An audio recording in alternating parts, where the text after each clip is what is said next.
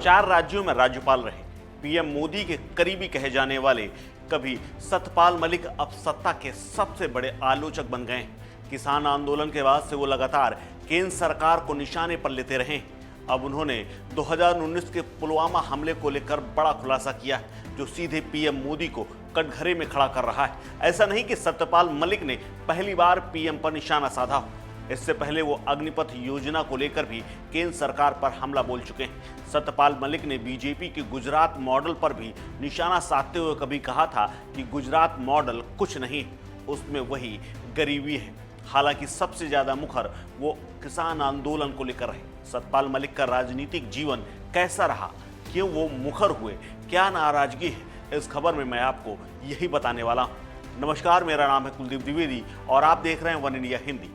सत्यपाल मलिक इस वक्त 73 साल के हैं। वो करीब करीब सभी राजनीतिक विचारधाराओं से जुड़े रह चुके हैं। उन्होंने छात्र राजनीति अपनी समाजवादी नेता के तौर पर करियर की शुरुआत की थी। बिहार का राज्यपाल नियुक्त किए जाने से पहले वो बीजेपी के उपाध्यक्ष हुआ करते थे। राम मनोहर लोहिया से प्रेरित होकर मलिक ने मेरठ यूनिवर्सिटी में एक छात्र नेता के तौर पर अपना राजनीतिक करियर शुरू किया था। वो उत्तर प्रदेश के बागपत में 1974 में चरण सिंह के भारतीय क्रांति दल में विधायक चुने गए थे। इसके अलावा वो 1980 से 1992 तक राज्यसभा के सांसद भी रह चुके हैं। सत्यपाल मलिक बीजेपी से पहले कांग्रेस के साथ भी जुड़े रहे।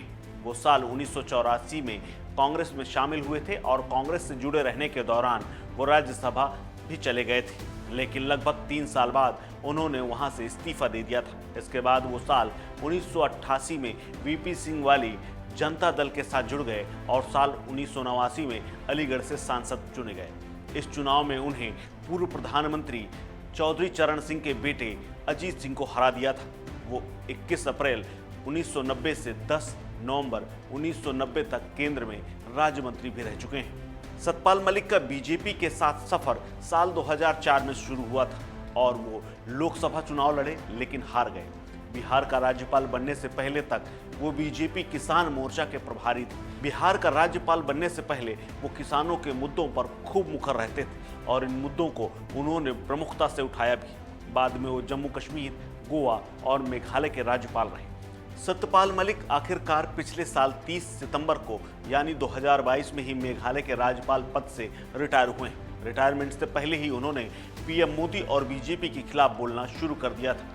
सबसे ज्यादा वो मुखर सत्यपाल मलिक तब रहे जब किसानों को लेकर एक बिल पास कर दिया गया था। सत्यपाल मलिक यूं तो पश्चिम यूपी के जाट समुदाय से आते हैं और उन्हें रामनाथ कोविंद के जब वो राष्ट्रपति बनाए गए थे तब बिहार के राज्यपाल का पद खाली हो गया था, तब उन्हें उस पद पर बैठाया गया था। अब उनका ये बयान बीजेपी के लिए बड़ा सरदर्द बन गया है, क्योंकि कभी मोदी के करीबी रहे सत्यपाल मलिक 2024 से पहले पार्टी और सरकार के लिए जहर बोलने का काम कर रहे हैं। इस खबर में फिलहाल इतना ही। अपडेट्स के लिए बने रहिए वन इंडिया हिंदी के साथ। नमस्कार।